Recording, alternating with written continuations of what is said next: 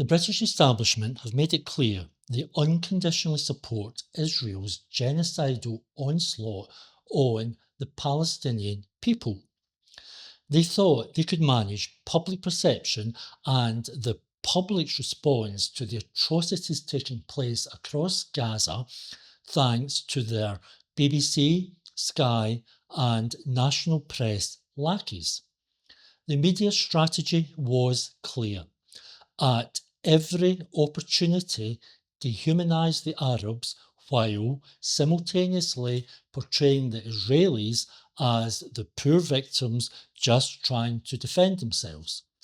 And, of course, anyone who challenged this framing of the conflict must, by definition, be an anti-Semite. Thing is, it hasn't worked. Despite their best efforts, the UK media has been unable to sell this false narrative to a large proportion of the British public. And if there's one thing the British establishment hate, it's the British public disagreeing with them and calling them out for the liars, frauds, and genocidal enablers they are. And over the last 18 months, we have had thousands and thousands of protesters out on the streets in towns and cities across the country doing exactly that. So, if they can't ram their pack of lies down our collective throat and make us believe them, then what is their plan B? Well, plan B has been there from the beginning of this conflict. It's to attack, demonise, and, if possible, criminalise anybody who challenges the establishment narrative on Gaza, whether it be journalists, ordinary people on social media, and particularly protesters willing to march on the streets. And it's the street protests that really gets their goat, because it's such a public, visible, up yours, slap in the face to the British establishment, the UK media, and Israel lobby groups, with their endless tissue of lies and distortions. Their answer to this challenge, their plan B, use the police and courts to intimidate protesters. It's the same strategy we see in authoritarian regimes across the globe. Use the police as a paramilitary force to quell dissent and silence opposition to official government policy. And we have no clearer example of that than here in Glasgow, where two pro-Palestinian protesters, Don and Ruby, took on the full force of the British establishment, Starmer, and Police Scotland, and won. They became known as the Starmer 2 because of the specific context of their arrest.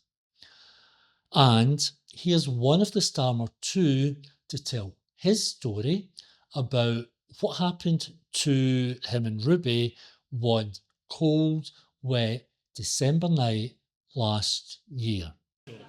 Hi there, I'm Dominic. I'm one of the Starmer 2. I was arrested on the 7th of December 2023, and this was during a Gaza Genocide Emergency Committee protest at the Crown Plaza Hotel. Inside the hotel there was a Scottish Labour Party winter gala dinner that was taking place with a headline speaker of Keir Starmer, the same Starmer who in October had said to the British public that it was okay for the Israeli military to cut off power and water to over 2 million people in Gaza. a blatant war crime for a man that says he was a human rights lawyer. So we were there to protest when we were at the Crown Plaza Hotel with a small crowd of other people. We got the news that Starmer had been confronted on the train coming up from London. Here, how many more children in Palestine have to die before you call for a ceasefire?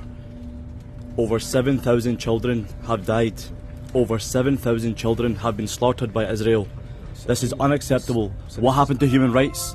What happened to democracy? We call for peace, we call for democracy. We don't see any of that when it comes to the Palestinians. 7,000 children, how many more have to die? 20,000 people, how many more people have to die? This is unacceptable. Where is your humanity? Sir, where is your humanity? Please don't touch me. Please do not touch me. I'm not doing anything wrong. Okay, I'm not doing anything wrong. This is I've paid for a ticket. I'm on the train. Transport, please.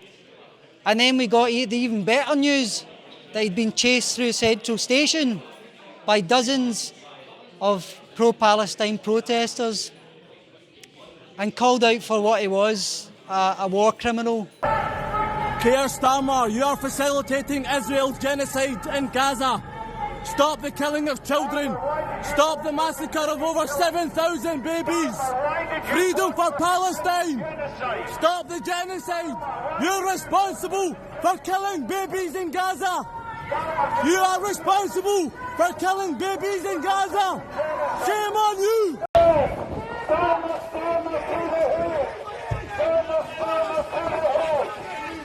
Palestine, free, free! Starmer, you should be in prison. Starmer, you should be in prison. You can't hide, Starmer! We were at the official protest up at the hotel and we were waiting for Starmer for our turn to tell him what we thought of him. Starmer, what do you say? How many kids have you killed today? Starmer, what do you say? How many kids have you killed today? Suddenly the police turned up in large numbers. For us it seemed that this was because Starmer was on his way.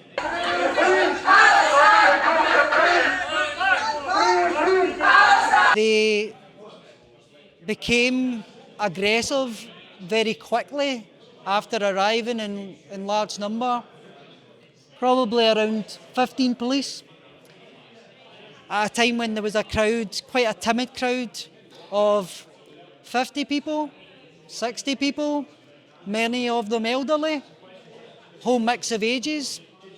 It was a cold, wet Glasgow night in a winter time, obviously. And yeah, the situation escalated very quickly after the police started assaulting us. And the next thing, me and my comrade Ruby were grabbed by the police from the crowd and then slammed on the ground. We had the police knees on our backs, their hands on our heads, basically the weight of 3 or 4 police officers, big guys, on us.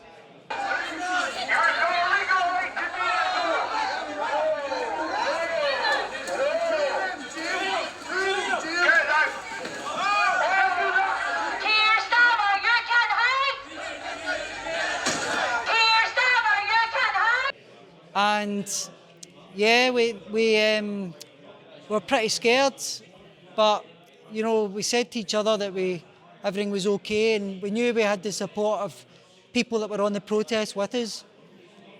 After a to-ing and fro-ing with some of the police, as they pulled us left and right and always, we ended up in the van. They used leg restraints on me, which for anyone that's been in them isn't a nice experience. And then we were held in the cells overnight.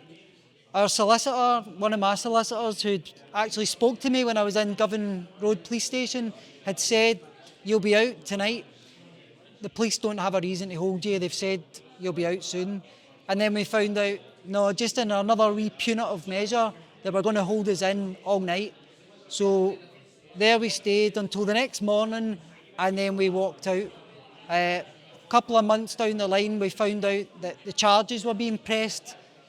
I was being charged with breach of the peace, police assault, and resisting arrest.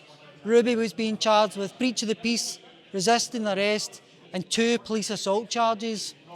They claimed that she had open-handed slapped them and punched an officer in the face. Absolute lies.